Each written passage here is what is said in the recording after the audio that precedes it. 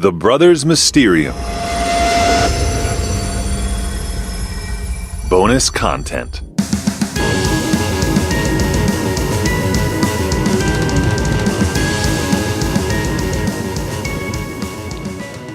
Hello and welcome to The Brothers Mysterium. If you enjoy The Brothers Mysterium, you're digging the podcast, do us a solid, rate and review us on whatever podcast provider you use. If you're on Facebook, go to facebook.com/The Brothers Mysterium. Give us a like. You can follow us on Twitter or Instagram at Mysterium Bros. And as you know, from time to time, we will release bonus episodes. They could be full episodes, just not fully produced with the music, the sound effects, or little nuggets that for one reason or another did not make it into a show. That's what this episode is. It's Eric and I discussing two different phenomenons. It did not make it into a show, but we thought it was interesting and relevant enough to share with you. So here it is. The Brothers Mysterium. So let me ask you a question first off. Have you ever had the experience where you learn something new and then it continually pops up in your life? Constantly. Can you think of any recent ones? Give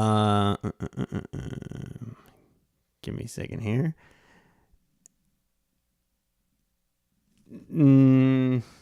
It's very hard to think of them. No, I have a specific example that happened recently, but I can't think of the word. Like sometimes I'll learn a new word, and then I'll find I hear that word constantly. And before that, I was probably hearing the word constantly, but just didn't recognize it. You are correct. So this drove me crazy for a long time, especially as a young child, because I would learn something in school, about Mesopotamia or something, and then suddenly I'd be at home watching TV and they're talking about Mesopotamia, and then I read it in a book, and I hear it, somebody say it at the store. Okay, I remember the example, the word now. Okay, give us the example. The word litigious, yes. which means you're constantly suing people or seeking, legal assistance, or everything's going to court. It's a word I had never heard before, at least consciously. Someone used it with me one day during a personal phone conversation, which is what I believe caused it to stick that time. And since then, I've heard the word a bunch. And I'm like, this can't be a new word that was just invented. It must be that this word just kind of flew under the radar for me for all this time until I heard it used very personally to me. And then all of a sudden, it's now part of my vocabulary. So now I recognize it when I hear it rather than just letting it kind of drift past the filter, And would you say, though, that after hearing it in that phone conversation, you were suddenly finding it almost everywhere? I wouldn't say almost everywhere, but definitely much more frequently than I had prior to that phone conversation, where I really thought about, that's a word I've never really heard before. Right. So it's a very common thing that happens to people, and I was quite excited when I learned that it actually has a name, and that name is the Baader-Meinhof phenomena, and it's the phenomena where one stumbles upon some obscure piece of information. Actually, it's often an unfamiliar word or name, and soon afterwards they encounter the same subject again and again, often repeatedly. It's also known as the frequency illusion or recency illusion effect. That's illusion with an I, right? Correct. Illusion. Okay. And once your brain seems to be excited by this new fact that you've learned, it will then have selective attention, meaning every time you hear it, you subconsciously now pick it up and you go, oh, that's awesome. Oh, I learned this word. Oh, I just found this. And then it creates this kind of confirmation bias where you're suddenly saying, now I'm finding it everywhere. Now I see it everywhere I go. It's crazy. It's following me. Exactly. And the strange name for this occurrence, the Baader-Meinhof phenomena, has interesting origins. It can actually be traced back to the St. Paul, Minnesota Pioneer Press online commenting board, where in 1994 a commenter dubbed the frequency illusion the Baader-Meinhof phenomenon after randomly hearing two references to Baader-Meinhof within 24 hours. The phenomenon has nothing to do with Baader-Meinhof, and for those of you who don't know, it was actually a gang, a militant West German terrorist group active in the 1970s, so no connection there besides the fact that this one individual who happened to comment on the St. Paul, Minnesota Pioneer Press's online commenting board was that they had experienced this with that name twice in 24 hours, and it just kind of stuck. Mm-hmm. I feel like it's something that people could definitely misinterpret as being paranormal, or like the universe giving them a sign. Like, for example, I've been recently watching this show, My Crazy Ex-Girlfriend, which takes place in this obscure California town, West Covina. And the show is pretty funny. It's like a comedy musical starring the super talented Rachel Bloom, but it's got all these musical numbers, and a lot of them center around West Covina, California. It's a real place. West Covina, California. In my soul I feel a fire, 'cause I'm heading for the pride of the Inland Empire. The point is, hey, West Covina, why won't you let me break free? I was working hard at a New York job making dough, but it made me blue. One day I was crying a lot, and so I decided to move to West Covina, California. Brand new pals and a new career. It happens to be where Josh lives, but that's not why I'm here. Kind of the running joke is that she was a high-profile, successful New York lawyer who went to this kind of crappy little town, not at all on the coast in California, to chase this dude. So while everybody else goes to LA or San Diego to be on the water and live the California dream in Hollywood, she went to this random place. And after watching that show, I've found so many different people talking about West Covina. I was watching a guilty pleasure show, Catfish, and one of the people was from West Covina. And I was just thinking about how a lot of times I feel like people will say, the universe keeps telling me to go to LA. I never thought of it, but now I'm hearing LA in every song, and everyone I talk to knows somebody there. And I think it's a good example of how a psychological occurrence, such as your brain latching onto a new word, and then when you hear it, now you recognize it, it's not being used anymore than previously. You're just catching on to it, picking up on the fact that it's being used, and I think that can confuse a lot of people. Right, and I think the thing that spurs this or causes it is, like I said, I was having a one-on-one phone conversation with someone, so really listening intently to what they were saying, and this word came up, which is what caused it to kind of appear on my radar suddenly. You're watching a show, and that happens to be the setting. Like, we hear names of places all the time, and they just kind of, go in one ear and out the other. But then all of a sudden, this becomes the setting of something you're trying to follow, especially if that setting is part of the joke. Now, all of a sudden, it's in your head. Exactly. So I think that it's important to make a distinction. I thought it was cool that this thing that has always happened to me, and I'm sure everybody, and I used to, I just really remember, leaving school and learning about something and then finding it everywhere and being like, this is so freaking weird. How come I've never heard of this before until today? What are the odds? But there is a name for it, and that name is... We landed on the moon. We landed on the moon. That name is the Baader-Meinhof phenomena. And another term, this is going to be a beautiful transition to the next part of this discussion. Okay. That I have been hearing all of the time and in very weird places. Somebody at work said it to me. I was listening to a podcast that had nothing to do with the subject, and they brought it up. I've heard a lot of television shows talking about it. Have you ever heard of the Mandela effect? Yes, I have. Do you know what it is? This actually came up recently, and now I'm trying to remember exactly what it is. Is it the Mandela effect? No.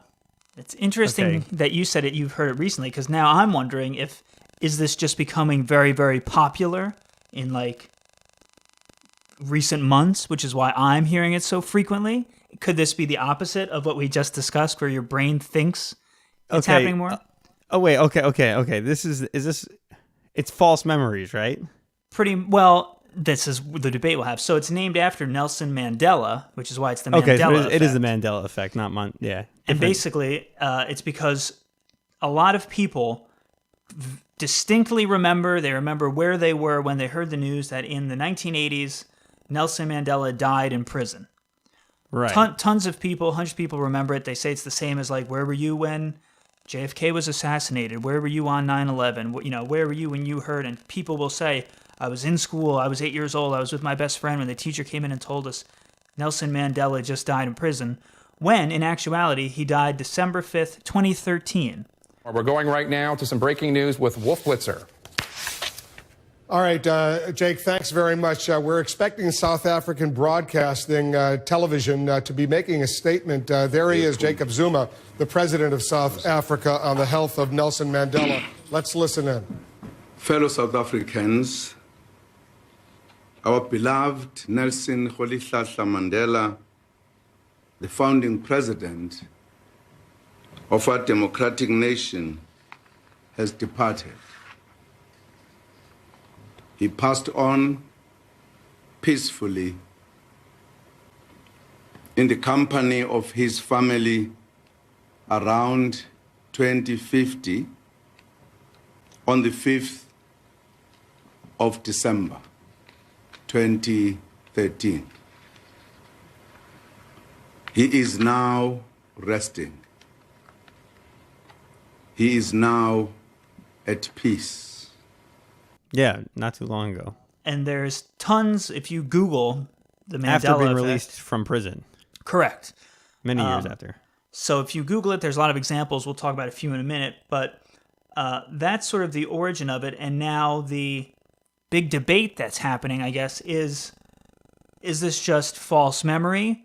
Or some people are trying to say that could this be some sort of paradox where there are two different realities that are almost bleeding together, blending together, where, because like people will swear that, you know, I remember it.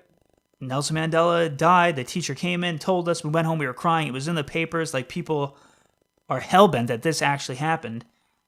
And they're saying there's no other way. They're like almost saying that history must have changed at some point. And the most common examples of this are pop culture. So is the old Shaq / Sinbad genie one in there? I have not heard that one. What's that one? Okay. People remember Sinbad starring in a movie where he was a genie called Kazam. I remember Shaq starring in it. In a movie wasn't that one called Shazam? Or I might be confusing the titles now. I've never seen the one with Shaq, but the one with Sinbad never happened. From Touchstone Pictures, Max never went looking for trouble. Trouble just seemed to find him. And now he's got a genie. Make your 3 wishes. Who just won't get out of his face. Gotta want something, kid. I wish I had junk food to the sky.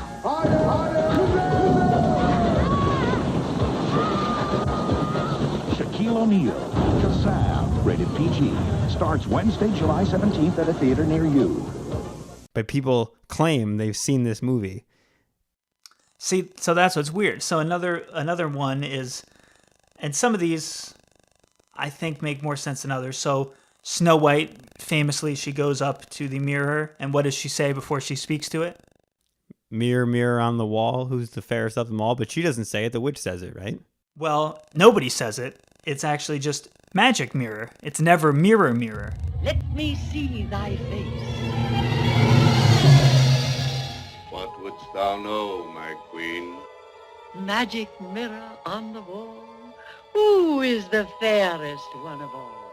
It's magic mirror on the wall. Okay, but see, I wouldn't say same thing with Darth Vader. He never says, "Luke, I am your father." Exactly. He says, "No, I am your father." No, I am your father. Right. So I think some of that is definitely almost like pop culture, where, you know, TV show, every show references it, where somebody has a helmet on, and as a sitcom, they turn around and go, "Luke, I am your father." And then people, I think it gets embedded. It's almost like the game of telephone.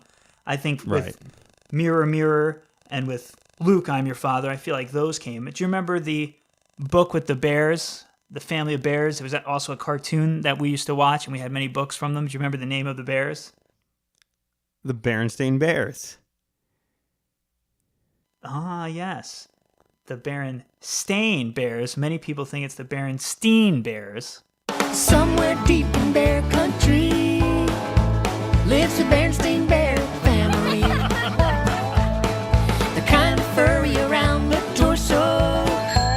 They're a lot like people, only more so. The bear fact is that they're just like you and me.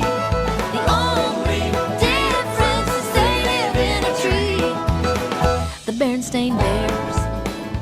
Really?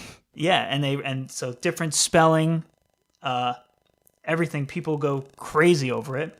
Same thing with. Do you remember Jiffy peanut butter? Yeah. Well, maybe. Or do you? Because it's really only Jif, J-I-F. But people. No, I remember other things called Jiffy, but no, not Jiffy peanut butter. You're sure choosing making soup from scratch. And you serve that peanut butter? It's a leading brand, and they're all alike. Wrong. New Jif's better. What's new about Jif? Well, new Jif's the fine grind peanut butter. Fine grind? Jif peanuts are ground even finer to get out all the flavorful goodness. Smell yours. So? Now Jif. Smells more like fresh peanuts. Taste Jif. Tastes better, really better. Choosy mothers choose new Jif. Now it's fine grind. Like there are Reddit threads, so anybody listening who's interested in this and wants to kind of test themselves, you can just Google the Mandela effect. There's tons of examples. And kind of, do you remember that show where there were the people living underwater who had like almost like scuba-like things that were coming out of their heads that were part of their actual anatomy? I did. Was it called the Snorks? Come along with the snorks. Swim along with the snorks. So much to see waiting for you and me. Have some fun with the snorks. It was. That was just to test your regular memory. Oh, okay. Or was it? Yeah, one of them couldn't talk. He could only like blow bubbles out of his snork. Yes. So, and now I would normally just say it's false memory. The only thing that gives me a little doubt is how can so many people have the same false memories? Like I said, you know, the mirror mirror thing, the Star Wars, anything that's from like pop culture, I feel like that could, you know, one person screws it up and then everybody plays off jokes of that and it evolves over time from magic mirror to mirror mirror, from no, I'm your father to Luke, I'm your father. Those don't really impress me, but like people saying Nelson Mandela died, there are other historic events. And I wonder, like, how could so many people all have the same false memory? With some of them, like the one with seeing the Sinbad movie where he plays a genie, I think that's the kind of thing where enough people probably, because like there's Shaq in a genie movie, okay, so that's one thing, and then Sinbad is also the name of a character from, let me think exactly what Sinbad is from. He's like a pirate type dude, wasn't he? All right, well, yeah, okay, he's a sailor, you're right. So Sinbad is associated with, this pirate sailor character, and then he also played the father of Ishbu on All That, in which he wore a genie-like outfit, and I feel like, so maybe somebody kind of made the mistake and said it's Shaq, and then other people's memories kind of grabbed these same pop culture references to try and reconstruct the memory and said, oh yeah, that is what I remember, because I clearly remember seeing him in this outfit. And you know what I'm saying? So it's almost like the more people that agree with it, the more you could convince yourself, like... There's enough things in people's past that if you make the right suggestion, allow them to reconstruct the memory in that way. You know what I'm saying? Indeed. I almost wish we could think of something and like try to create our own Mandela effect. We can try. Maybe think over the next couple of days and we'll see. Like, and it's got to be something. Yeah, I don't. You got to find the right person though, because I feel like someone like you and I, like our long-term memory is too sharp for that. Yeah, well, also probably didn't help we just announced it on this show, but it would have. I mean, maybe. This isn't live, but. Well, that's true, but maybe even like in secret we could launch something. Right. Yeah, I don't know. It's tough because you'd have to. It obviously would have to be something that's not there, otherwise it would defeat the purpose. But also, you need to make it something that's unprovable as not existing, which you can never prove a negative. Like you can't say, remember when Danny DeVito was the Terminator? And obviously people know Arnold Schwarzenegger was a Terminator, but you could say, remember when Danny DeVito was in this movie, and then come up with a concept that's like familiar enough that people can be like, oh yeah, that one Danny DeVito movie. Yeah, I remember seeing that one, but it never actually happened. Yeah, and it's I guess it's just so interesting to me because another kind of popular example is that Hurricane Katrina hit in April 2005, but in reality it was August 2005. Yeah, there's no hurricanes in April. Right, and it was like a huge deal. It made national news. It was a tragedy. People lived through it, so they're like, no, this won't happen. But there are other people that will just like refuse to admit that that's when it occurred. There are a lot of people that say they remember Tank Man from Tiananmen Square getting run over by the tank.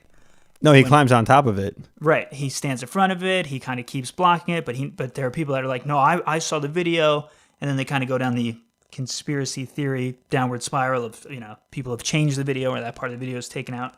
But I just thought it was interesting. I mean, we've talked about false memories and things as far as the paranormal goes. It's interesting to me that so many people could have false memories, so much so that, like, if I was like, oh man, Sinbad, if I was like, yeah, Sinbad was in Kazam, and then I rented and it's Shaq, I would go, that's kind of weird. I wouldn't be like, God damn it, when I saw it, it was Sinbad. Or, back in my day, it was definitely Luke, I am your father. George Lucas went in and changed it. Like, well, that could be actually that one, because there is a scene in Star Wars where Darth Vader, after having that battle with Luke, is exiting Cloud City, and he says, tell my Star Destroyer to prepare for my arrival. And I was like, what? I don't remember him saying that line. That's weird. And I went back and watched the originals, and the original line is, bring my shuttle. So in that case, George Lucas really was changing things. So there's one case solved. Yeah. And then, we've also talked about the idea of many worlds, kind of quantum physics, parallel universes. So I thought it was interesting that so many people were trying to say that either, reality is always shifting and changing in small ways and only certain people pick up on it, or the idea that there are two different realities going on and certain times they'll bleed together, they'll blend together, so things will happen, things will change that people don't know. I guess it's interesting not only that I kept hearing about the Mandela effect, but then that there was so many intriguing theories about like how this is occurring. I don't know. I thought it was interesting and worth kind of discussing, kicking around. No, definitely. Especially people, I don't know. The reality was changed thing. I think you'd have to have something bigger than that, than just saying, like, I remember where I was when I heard Nelson Mandela died. Like, if you said, I remember where I was when, President Kennedy did this thing, and it would have to be something that no other president has done. Like when President Kennedy ended war in the Middle East or something like that. And then we said, what? That didn't happen. You know what I mean? It couldn't be. I remember when President Kennedy said, Mr. Gorbachev, tear down this wall. Because another president did say that. You know what I'm saying? So it's easy to mix those up. What I think would be badass is if somebody like showed up with like a newspaper that was like Dewey defeats Truman? Right, exactly. Some sort of event that wasn't just a misprint that everybody knows about, but if, right. Front page had a picture that said, Bill Clinton assassinated or something, and they were like, I remember this day. This happened. I got out of school and I did this, and I took this newspaper, put it under my bed. Then it'd be like, and then we can verify that it's a real. Right, it's a real newspaper. Right, yeah, it wasn't. They didn't make it on their computer, and then I would say, like, that is crazy. Either that person is from a parallel dimension and they somehow ended up here, or there is some sort of morphing reality. But it's one of these things, too, where it's like, if people buy into that theory, I don't understand why the only difference is Jiffy peanut butter has become Jif peanut butter, or the Berenstain Bears are now the Berenstain Bear. Why would it be so minimal and kind of pointless changes, as opposed to, like, we're saying bigger world events, more dynamic changes. Berenstain Bears? People say that they were the Berenstain Stien Bears when they're the Berenstain Stain Bears, or the Berenstain Bears.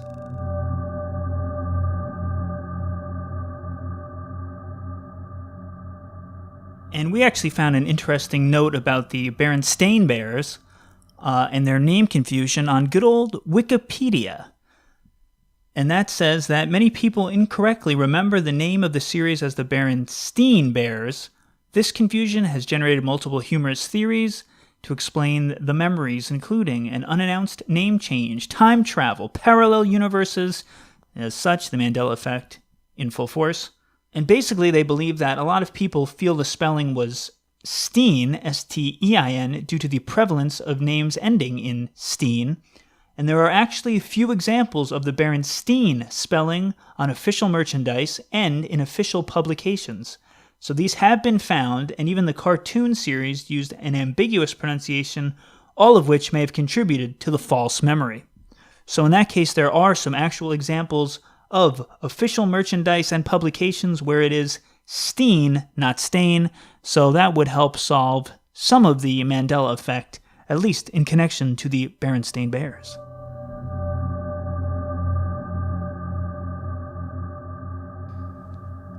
Just in case anybody looks for it and finds it and says, aha, it's real. It's actually not, because the Shazam thing with Sinbad gets so out of hand that he actually ended up filming like a fake clip of it. I believe we got off on the wrong foot.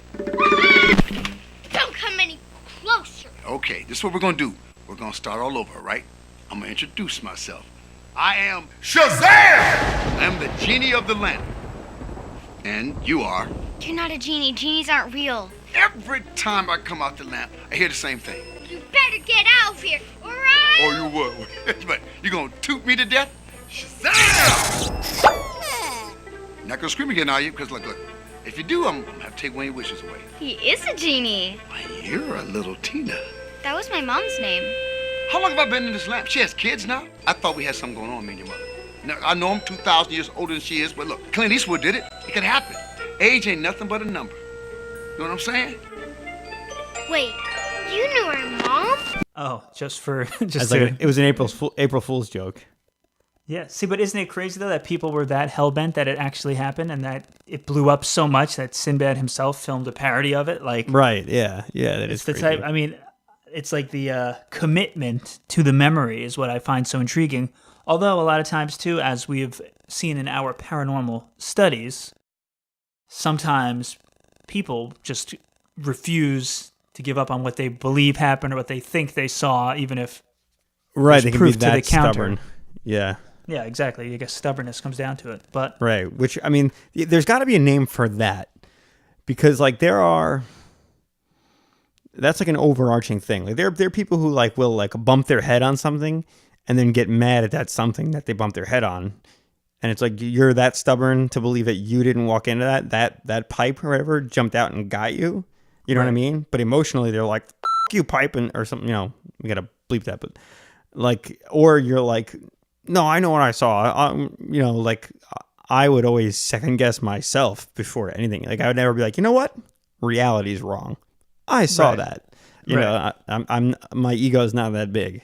Yeah, I was gonna say too. It's almost like narcissism, where it's like, even if you can prove them wrong, they just will never admit they're wrong. So they will just keep arguing, and even if you're like, hey, dude, you're standing on fire, you might want to move. They'll be like, nope, I'm fine. And it's like they don't care what they're doing themselves. They just cannot admit that they were wrong or they might be wrong. So right. I guess that's what keeps the Mandela effect alive.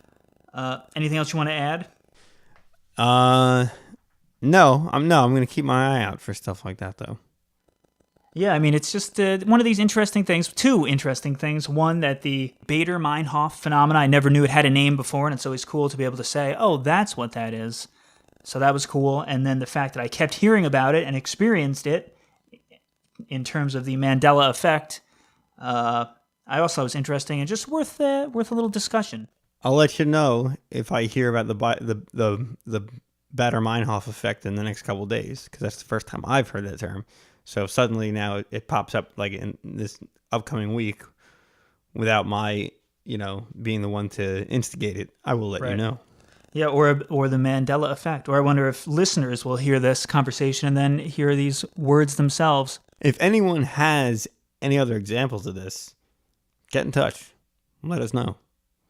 Yeah, especially if you have a very steadfast Mandela effect occurrence where you believe something happened and you were there and you firsthand witnessed it, and now facts tell you the other side of it might be true. Let us know. That'd be interesting to hear. Yeah, like I don't know. Reminds me of the time Uncle James taught me how to ride a bike. Remember him? There is no Uncle James. We have an Uncle James? We do not. Ah! I was gonna say you don't remember Uncle James? Yeah, I mean, in my way of thinking, I'm gonna say neither of these are actually paranormal.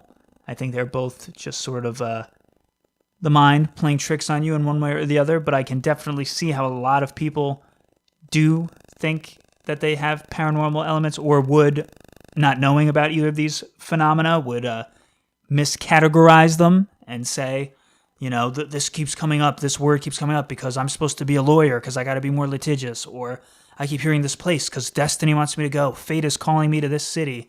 And I could also see how people with a false memory or a wrong memory would believe maybe that reality has changed around them, as opposed to maybe them and a few others are just incorrect. So interesting, all the different phenomena, whether paranormal or normal, that occur in this world to which we live.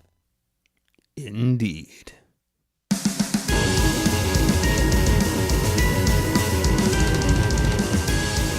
The clips from the musical numbers you heard from Crazy Ex-Girlfriend come from the CW show Crazy Ex-Girlfriend. The clips of Nelson Mandela's passing are from CNN. The Shaquille O'Neal Kazam clips come from the film of the same name, Kazam, produced by Touchstone Pictures, Interscope Communications, Polygram Filmed Entertainment, and distributed by Buena Vista Pictures Distribution, Inc.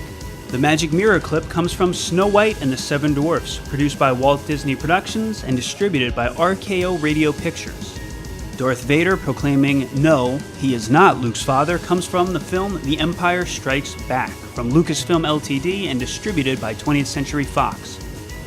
The Berenstain Bears theme song comes from the 1985 animated TV series produced by Hanna-Barbera and Southern Star Pictures.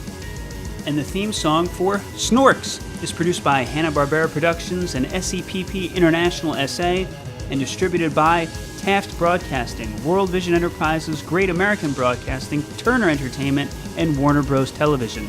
And finally, Sinbad in his Genie clip comes from Funny or Die. And as always, we want to thank you for listening to us.